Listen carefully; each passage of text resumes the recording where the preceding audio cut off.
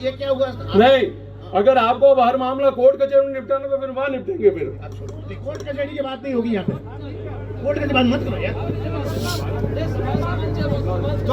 के प्रस्ताव जब पंडाल खाली हो गया तब आप लेके आ रहे हो हाँ यस हाँ नो, ये नहीं। कहाँ लिखा है इंडियन कॉन्स्टिट्यूशन में? क्या महासभा भारत के संविधान से ऊपर है? तो पंडाल खाली हो जाएगा, दोष भी क्या कार्यकारिणी पे जाएगा या मंच पे जाएगा कि पंडाल खाली क्यों हो गया?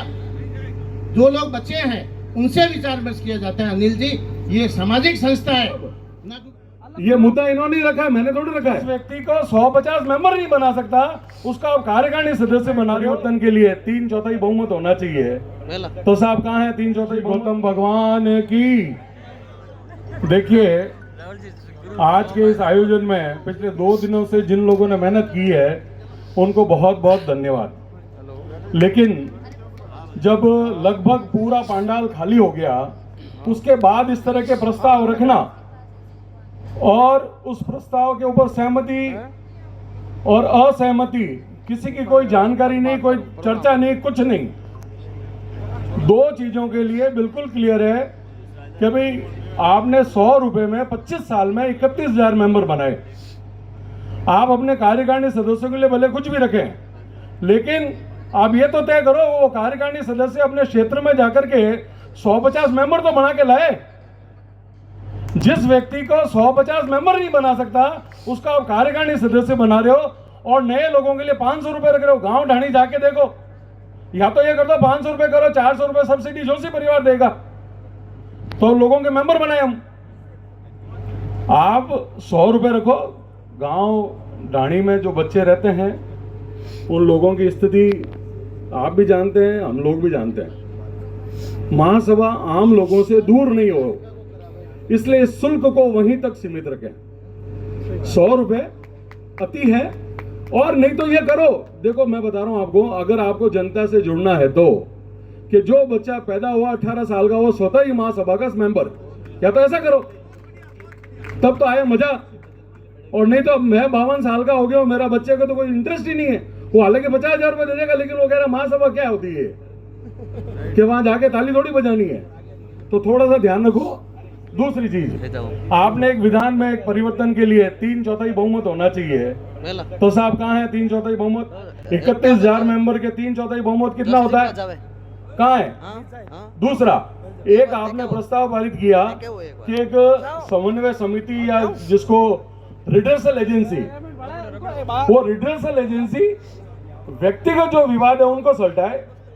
जो ऐसी संस्थाएं जो आपसे संबद्ध है, जो ये लिखती है कि भाई ये संस्था महासभा से संबद्ध है, क्या उस संस्था के जो झगड़े हैं वो भी आप निपटाओगे? आज का मुद्दा साहब, ये मुद्दा इन्होंने रखा है, मैंने थोड़ी रखा है। मैं तो 2 दिन से चुप बैठा हूं। देखिए साहब, ओम जी, मेरा निवेदन है आपसे, आगे समाज को बहुत नुकसान हो चुका है। कई सारे ऐसे प्रस्ताव पारित हुए हैं जो गैर संवैधानिक है। कहीं पे भी ये नहीं लिखा हुआ है किसी भी कॉन्स्टिट्यूशनल एज में, जब से संविधान बना तब से, कि पुरानी जो कार्यकारिणी है उसके मेंबर प्रस्तावक और अनुमोदक होंगे। कहां लिखा है इंडियन कॉन्स्टिट्यूशन में? क्या महासभा भारत के संविधान से ऊपर है? आप तो कल कहोगे 2029 में जो चुनाव है लोकसभा के, उसमें पुरानी जो कैबिनेट मिनिस्ट्री है मोदी साहब की, उनमें से कोई लोग साइन करेंगे तो आप चुनाव लड़ोगे। कैसा हो गया ये? जो भी व्यक्ति कॉन्स्टिट्यूशन, देखिए मैं बता रहा हूं आपको बिल्कुल क्लियर, कई सारे यहाँ ज्ञाता बैठे हैं जो वकील भी हैं, जो कल कह रहे थे कि कोऑपरेटिव सोसाइटी एक्ट, तो माय डियर फ्रेंड, किसी भी हाल में आप किसी भी रूप में भारत के संविधान से उल्टा कोई काम नहीं कर सकते। आपने जो लाइन लिखी है अपने प्रस्ताव में, आपके संविधान में जो लाइन लिखी हुई है कि कोई भी चुनाव लड़ने वाले व्यक्ति को कार्यकारिणी सदस्य जो पूर्व रहा है, मतलब जो रेगुलर है, वो 2 प्रस्तावक होंगे, 2 अनुमोदक होंगे।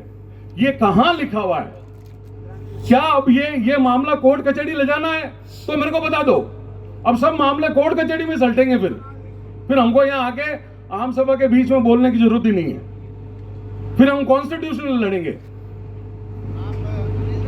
मैं ओम जी आपका बहुत आदर करता हूं, आपको ये पता है, लेकिन इस तरह के प्रस्ताव जब पंडाल खाली हो गया तब आप लेके आ रहे हो हाँ यस हाँ नो, ये नहीं होता है।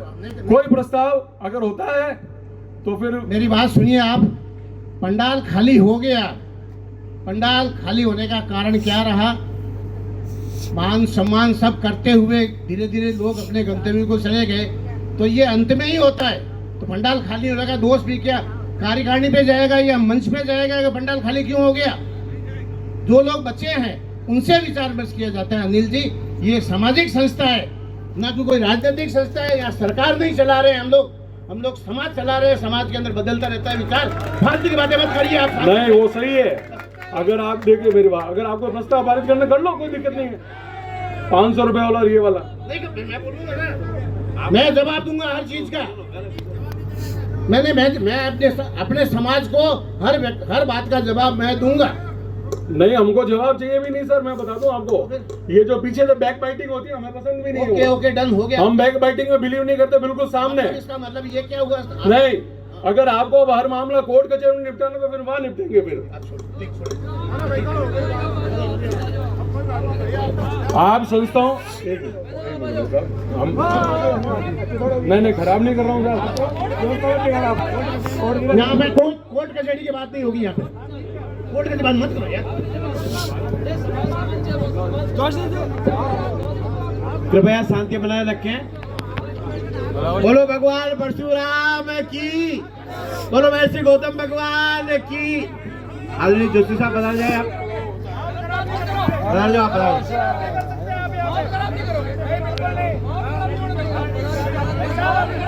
कृपया शांति बनाए रखें।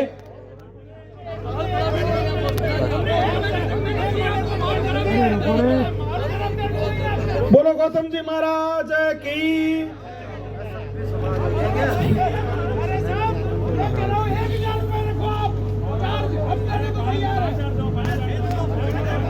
चित्तौड़ के युवा साथी कृपया शांति बना रखे। मैं चित्तौड़